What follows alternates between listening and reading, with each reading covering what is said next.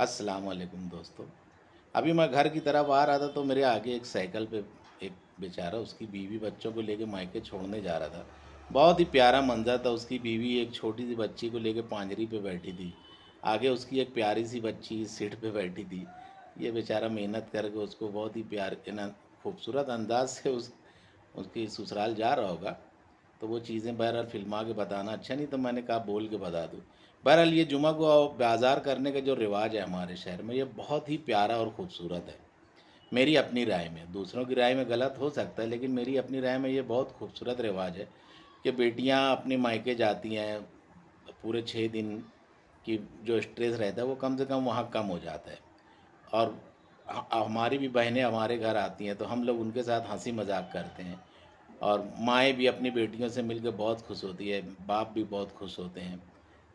दूसरी बात, शौहरों को थोड़ी सी आज़ादी मिल जाती है बीवियों से। वो बेचारे दोस्तों के साथ थोड़ा इधर उधर निकल जाते हैं। बहुत सारे मजलूम शौहर रहते हैं, उनकी बीवियां अकेले जाने नहीं देती।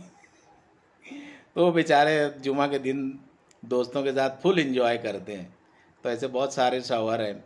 एक रिवायत ये भी है कि देखो, अगर हम आप मुस्बित पहलू से सोचा जाए तो रिक्शे वाले का कितना यानी उनका धंधा होता है। दूसरी बात, होटल होटल ये बहुत फुल चलती है, उनका कितना धंधा होता है।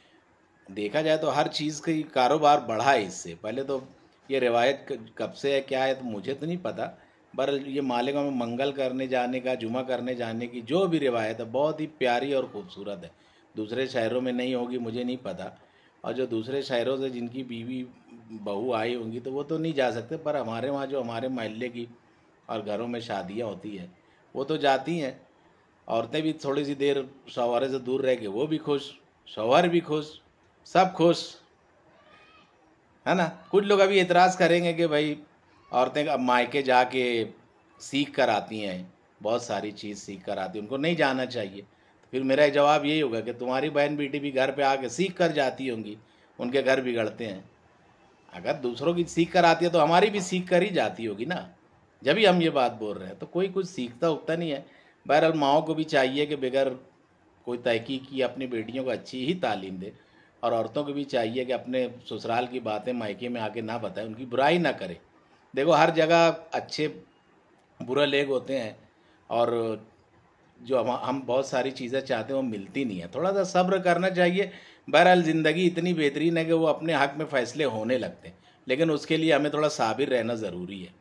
बहुत सारी चीज़ें हम लोग बहुत ज़्यादा उम्मीद कर लेते हैं तो उससे क्या होता है कि एक्सपेक्ट ज़्यादा हो जाता है, फिर वो जहन पे बहुत ज़बरदस्ती का परेशानियाँ रहती है। घर पे जाना, मायके जाना, सुकून से रहना, अच्छी हंसे मज़े की बात करना, ससुराल की कभी बुराई मत करना, सबसे बड़ा शौहर की बुराई मत करना।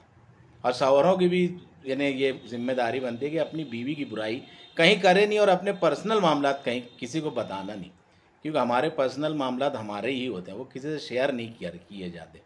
तो खुशहाल ज़िंदगी की ये कुछ राज है कि बहुत सारी चीज़ें दिल में रखना, छुपा के रखना, हंसी मजाक करना, ज़बरदस्ती के गलत बयानी नहीं करना, कहीं इधर उधर जाके माँ के घर जाके ससुराल की नहीं करना, ससुराल में आके दूसरी माँ की वो वहाँ के नहीं करना। इसकी उसकी मिसाल मत देना। हर जगह के अपने मसाइल होते हैं, वहाँ से वहाँ का देख कर हैंडल करना, ये अपना काम है, अपना फ़र्ज़ है।